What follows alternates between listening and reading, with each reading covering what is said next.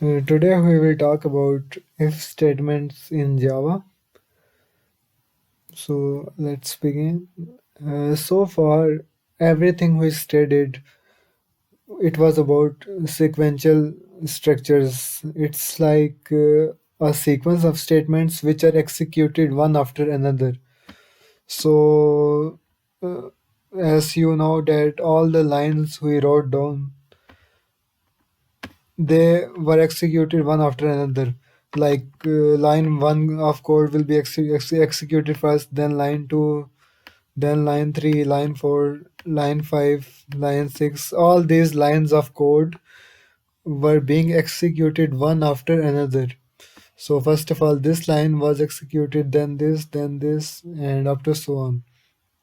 So sequential structures are those structures in which lines of code are executed one after another. They are executed in the same sequence in which they were created or written. So I think that's clear enough. So program flows in the sequence in which it was created. So our program goes in a sequence like this. So this was sequential structures. We studied them in all our previous lectures. Now we will look at a new type of structure. It is called a Dyssine structure. In a Dyssine structure, uh, not all statements are executed. Some might be executed, some might be skipped. So you have more control over the program. You have to decide what you want to execute and what you don't want to execute based on what variable, what value, what condition. It's all up to you. So they are a fundamental part of programming. They give you more control over your program to approach a problem in several different ways. So in a decision structure, for example, there are many examples of decision structures, many types of decision structures. But for now, we will look at the basic decision structure, that is the if-else one. So in if-else, a block of code is executed or skipped based on the condition. So if we write if, then this might be executed, else the other block might be executed. So now we have two blocks. We have two blocks here. This is one line and this is another line. So we have two lines of code. If that condition is true, this will be executed. If it's false, this will be executed. This is just one simple example. Like there are many ways to write this. So we will see all about this in our code section now. So let's talk about how these things work in practice. So let's declare a variable.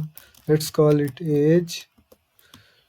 And as you know, we need the scanner class for inputs. So it will allow us to take input from the user. You have already studied about all this.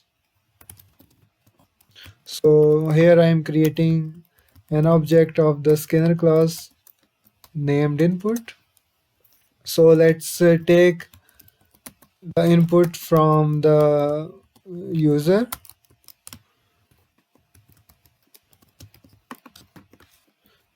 and let's store the input into this age variable.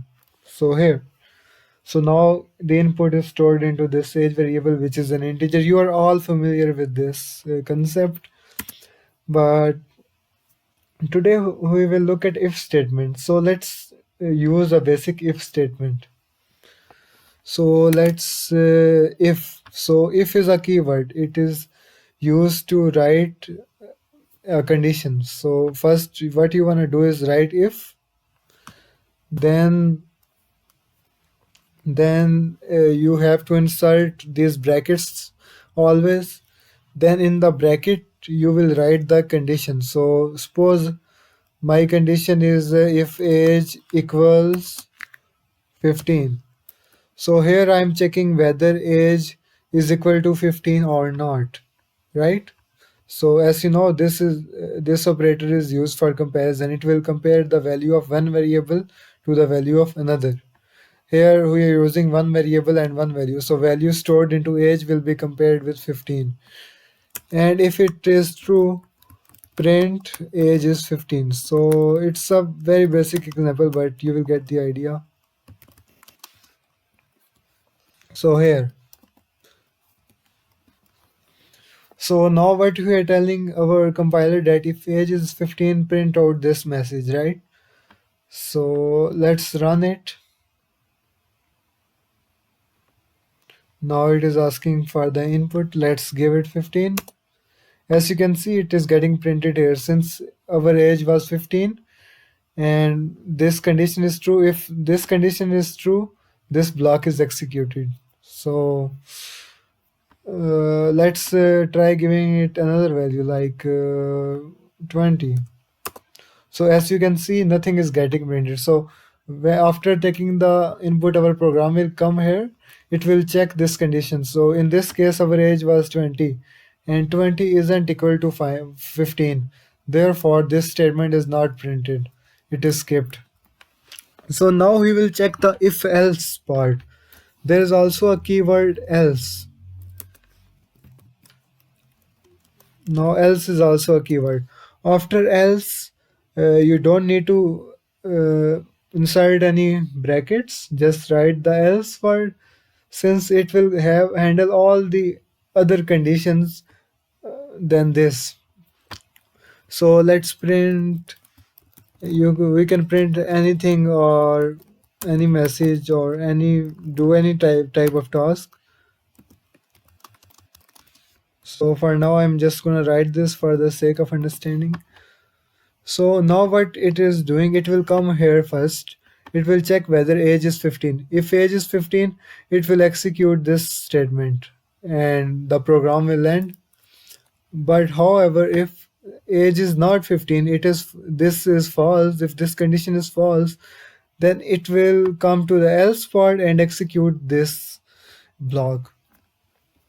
So what we are doing right here is that either this will be executed or either this will be executed. Both of them will never be executed, right? So only one of these statement will be executed depending upon the condition. If the condition is true, this one will be executed. If it is false, then this one will be executed. Also, remember that else is covering all cases. It will cover all ages other than 15. So any age other than 15 will come into else block. So let's run it. So now let's give it an age. Let's give it 18. So as you can see, it is executing this statement. Age is not 15. So let's run it again. And this time let's give it 15. So now it's executing this statement. So that's how it works. Also, you don't need to note that there are no semicolons here with if else. This statement don't end with semicolons. So suppose you want to add multiple statements here, right? You want to add multiple statements, variables, etc., and so on. So if you want to add multiple statements, you will have to add curly brackets. So now this is a whole block, right? Now this is a block. This is a block belonging to if.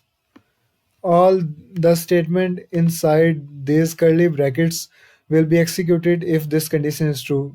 These curly brackets are linked with this if statement. So we can add multiple print messages. We can add here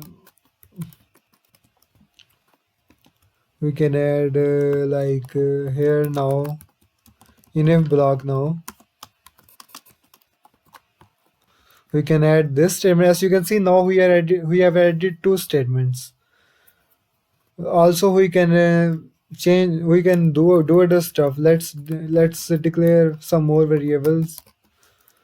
We can We can do other things like we can give the value of age to num. Now num will have the value of age. So we can also do this. So now this whole block will be executed if age is 15. First it will print this, then it will print this, then it will uh, uh, assign the value of age to num. You can also do, you can also give num another value after this. So this is all for the understanding. This all will happen if age is 15. So you can do the same stuff here. If you want to add more than one statement, you will need to add curly brackets. But for now, let's leave it like this. So let's enter the age. Let's enter 15. So as you can see, all these of statements are executed. First, age is 15 is executed. Then if block is executed, this statement I mean, then these values are assigned, and else block is skipped since condition was true. Let's add, let's also print the values so we can know what's going on. After this else, if else structure, let's print all these values. Like let's print, you know what? Let's print num only. I think that would work. So let's also enclose this into a block. So here it is telling me that it may not have been initialized, so I'm initializing it, giving it a default value. So okay. So in this case, let's give num 20. So let's run the program now. Let's enter the age 15. So first this is executed, then this is executed, then these two are executed, and as you can see 14 is getting printed here after this whole if else block is executed. So and the value of num is getting printed here after the if else block is executed. Now let's test the other case. Uh, let's give the age 113. So as you can see now this block is executed, then 20 is getting assigned, and as you can see 20 is getting printed here since it was assigned. Now this is also dealt with. So remember you can't have else without if. Suppose if we remove if, as you can see you are getting an error here. It's a common sense, so you definitely need if block to have an else block. So let's do one more thing. Also remember you can add your whole program here. You can add as many statements as you want. Just don't forget to add these curly brackets. You can do the same stuff here. You can add hundreds of, even thousands of statements here in this block. So that's the purpose of block, to enclose a whole piece of code. So I want to show you one last thing, and that is the else if structure. So let's modify our program now. So let's write if age is greater than 18. This will be executed. Now I'm gonna use another one. I'm gonna use another. It is called ElseIf.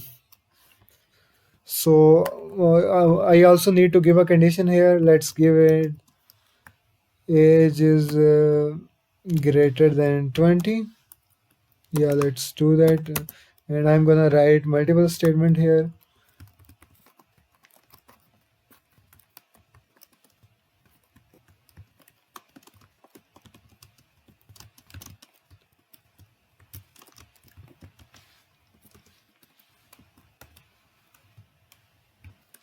So I am adding multiple statement here. So this if else block, else if block is also similar to if block. Now I will explain it in a bit.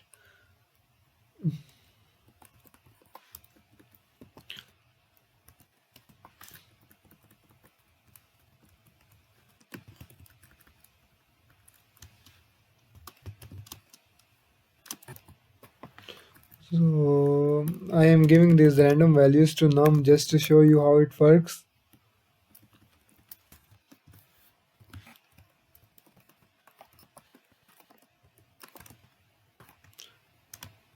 So let's print message here that in else block.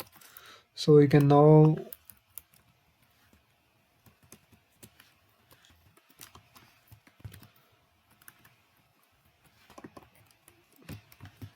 right now that's done with. Okay. So now we have multiple cases. We have age is greater than 18, 20, and else block. Let's you know what? Let's change. Let's add another condition. We can add multiple conditions. Like we can add like if age is less than 18 and age is greater than 0. Greater than. Let's change it just for your understanding. Let's change it to this one. Right, that should do. So let's run it. First, let me explain how it works. So first it will come here, it will check the if block. It will check the condition. First it will check if age is less than 18 and age is greater than equal to 1. If both of these values are true, since it's an AND operator, both need to be true for this condition overall if to be true. So if both of these conditions are true, it will come here, it will execute all three of these statements and it will skip the next two statements. It will also skip the else if block and also skip the else block. In the let's suppose the second case, if age is greater than 20, any value greater than 20, right? In that case, first it will check here, it will definitely be false since age is not less than 18, so this one will be the false and this one will be true since it's greater than 20. So these three statement will be executed, and in last case if age is not greater than 20 and it is also not less than 18 or greater than equal to 1, then this block will be executed. So let's run it. Let me show you how it works. So let's enter our age which is great. Let's enter 24. So as you can see, it is executing this block since 24 is greater than 20. So this block is executed and in the end the value of num is printed. Remember, num is not connected to these if statements. It is a separate statement. This is the whole if block. This is one if block right here. This is whole if one if block. So let's give it another value. Let's give it 14. So as you can see now this one is executed since age is less than 14 and age is greater than or equal to 1. So this one is executed. Let's run more. Let's enter 0. So as you can see this is executed since neither of these conditions are true, and value num is also printed which we added a random value. Remember, the value of num is random, you can do anything you want. So that's it for today video. In the next lectures we will discuss programs. Thanks for watching.